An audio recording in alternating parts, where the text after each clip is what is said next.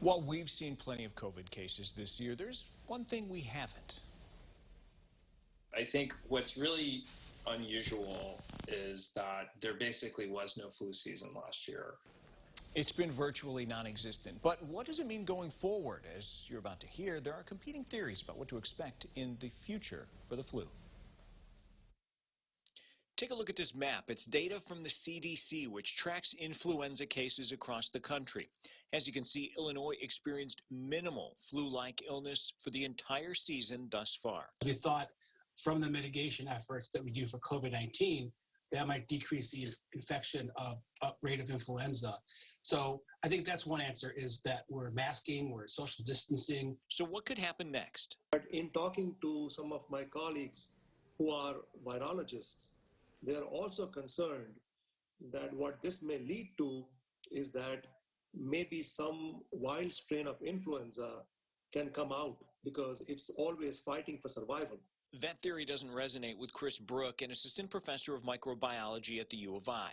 To be honest, no one knows the answer because we've never seen anything like this. I think the idea that you would evolve a new variant that's more dangerous, that's not especially a concern. I mean, so influenza virus is always evolving. But Awais Vaid, the deputy administrator of the Champaign-Urbana Public Health District, argues when regular strains of influenza are suppressed, there could be other strains coming in the future. That is something that people who study influenza viruses are keeping a very close eye on.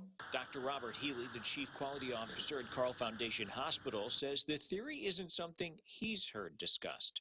If someone's exposed to influenza, they build up immunity to it. So if we have a year when we're not being exposed to it and we're not building up immunity, what could that mean? But I don't see that as creating a new variant. Regardless of the uncertainty to come, Vaid, Healy, and Brook agree on at least one thing. Wearing a mask can have a huge effect on flu transmission. When it is flu season, that people maybe are more, might consider wearing a mask in crowded spaces or being, maintaining a little bit more distance or avoiding really crowded indoor spaces. And Brook says that will not only save lives, but money too. Economic costs associated with flu are, it's tens of billions of dollars every year in the U.S. that, as we've shown, is, it can be mitigated. So take a look at this. It's from the CDC, which tracks flu-related deaths among kids. For the 3 previous flu seasons, the number of deaths has fluctuated between 100 and 200, peaking during the last flu season at 198.